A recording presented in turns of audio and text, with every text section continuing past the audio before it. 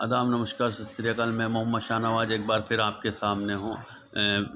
मेरे साथ हैं लोक समाज पार्टी के राष्ट्रीय अध्यक्ष श्री गौरीशंकर शर्मा एडवोकेट। शर्मा जी, स्वागत है जी आपका। नमस्कार। शर्मा जी, अभी 28 जनवरी को एक बड़ी घटना हो गई, जो कि गंगा जमुना तहज़ीब का एक पूरे भारत का कहलाए जाने वाला महाकुंभ, जो कि जी, जी। 12-13 साल बाद होता है।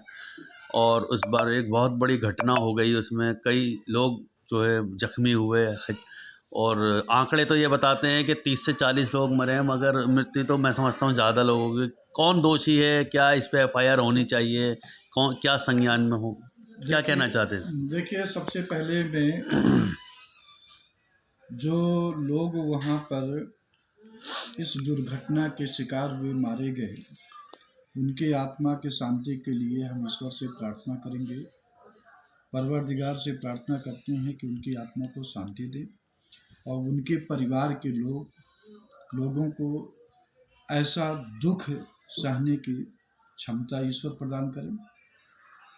और जो घटना घटी, सही माने में देखा जाए तो आपको हम ले चलते हैं उपहार से।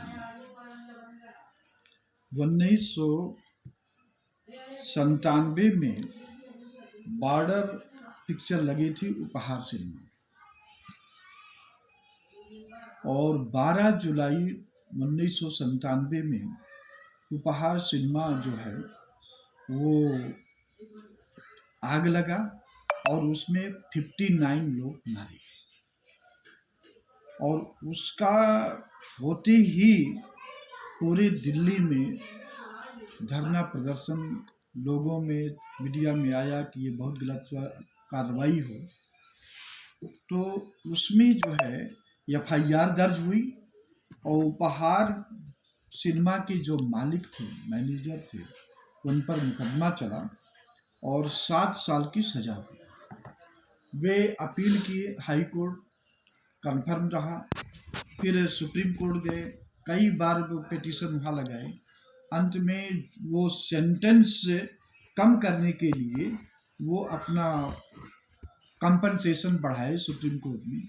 अंत में उनको सेंटेंस रिड्यूस किए, लेकिन मुक्ति नहीं मिली।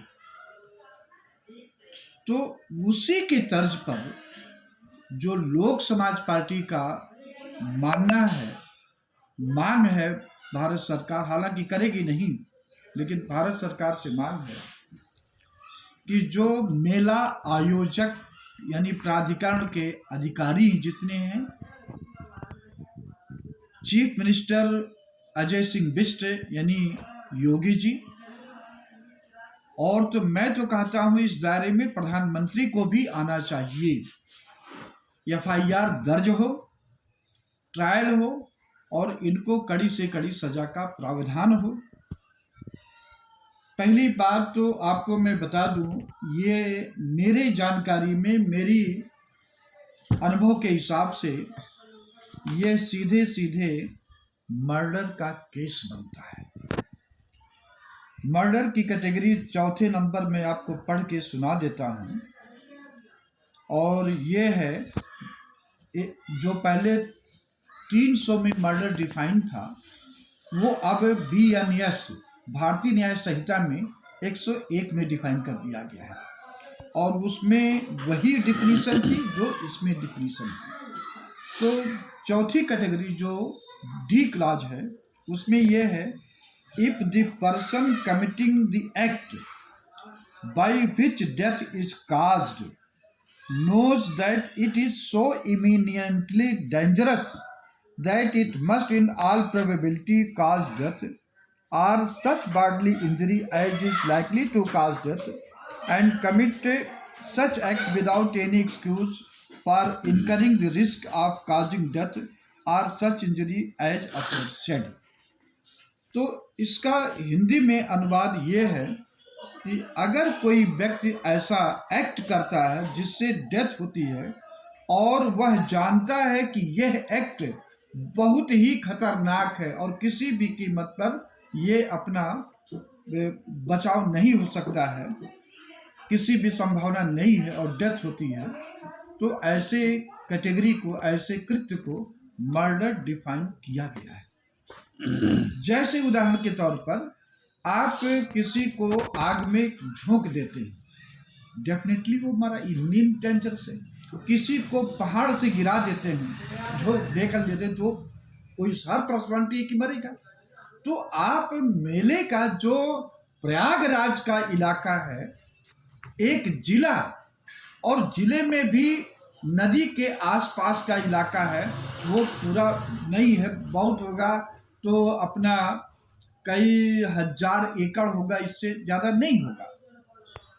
और उसमें आप दिन प्रतिदिन टेलीविज़न में, प्रिंट मीडिया में मोदी जी अपना बड़ा बड़ा चेहरा दिखा रहे हैं, योगी जी अपना चेहरा दिखा रहे हैं, अमृतकाल ये कर रहे हैं।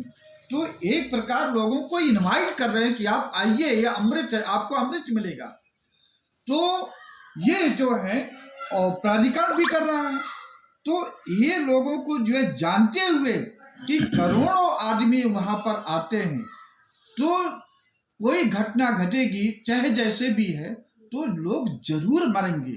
तो मेरी जानकारी में, मेरे अनुभव से, जो प्रयागराज की घटना घटी है, ये सीधे सीधे मर्डर का केस बनता है।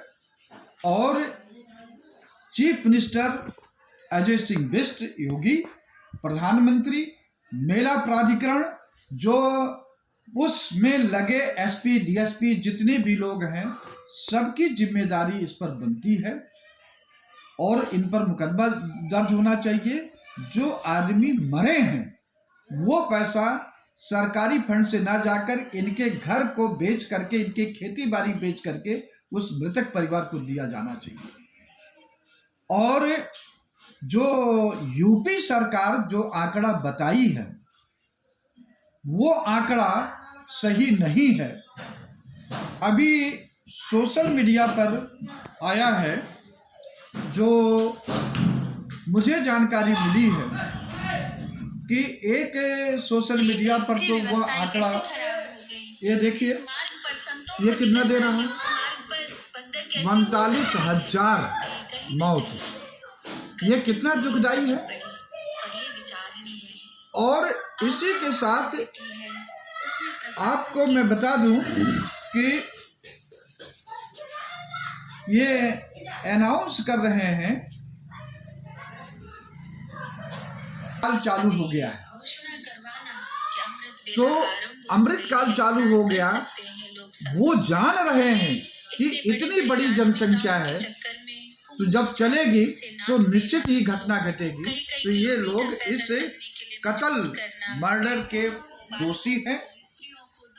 और रही बात, देखिए आपका ध्यान इस पर हम लाना चाहते हैं कि 1954 में भी ऐसी दुर्घटना प्रयागराज में, इलाहाबाद में हुई थी, और उसमें सरकारी आंकड़ा 400 था, लेकिन निजी आंकड़ा 800 था। अखिलेश की सरकार थी 2013 में, तो वहां पर भी 49 या 59 लोग